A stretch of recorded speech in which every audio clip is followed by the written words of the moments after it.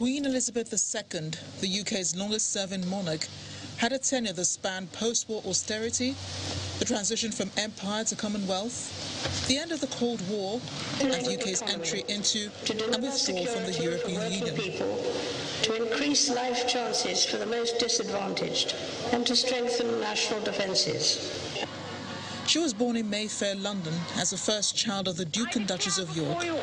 Her father acceded the throne in 1936 upon abdication of his brother, King Edward VIII, making Elizabeth the heir presumptive.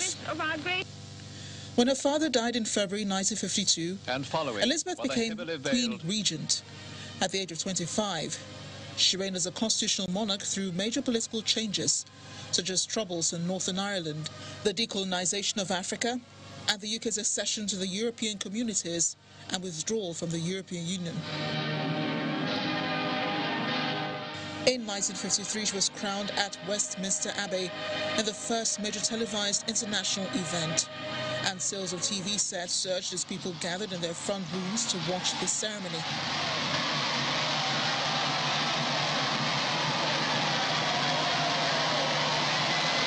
Her reign spanned 14 prime ministers, starting with Winston Churchill, born in 1874, and including Liz Truss, the country's new prime minister, born 101 years later in 1975, and appointed by the Queen earlier this week.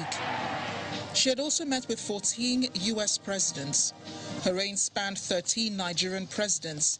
She visited Nigeria twice between January and February of 1956 and in December of 2003 to attend the Commonwealth Heads of Government meeting.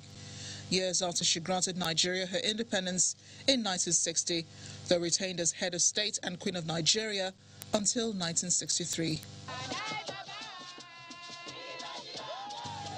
In 1977, the Queen toured Britain and the Commonwealth for her Silver Jubilee, reiterating her vows of service. The celebration was a ray of light in a period of economic gloom, industrial decline, and a series of industrial disputes. The lowest point of her reign was in 1992 when her first son, Prince Charles, separated from his wife Diana following a tell-all book.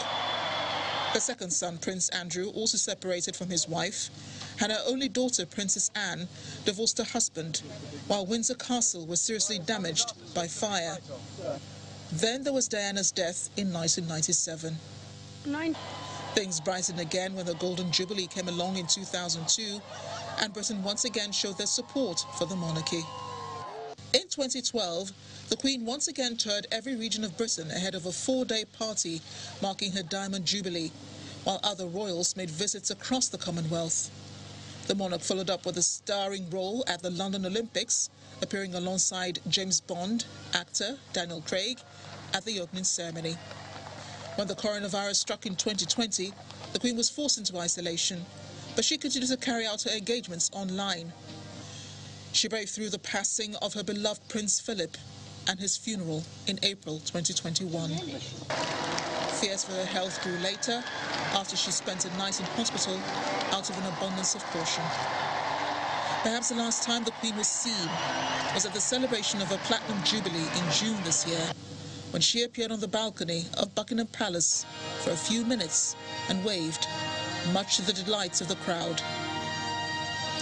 And after 70 years of service, Her Majesty, loved by Britons and around the world, passed away peacefully at her home in Balmoral Castle. Amarachi Ubani, Channels Television News.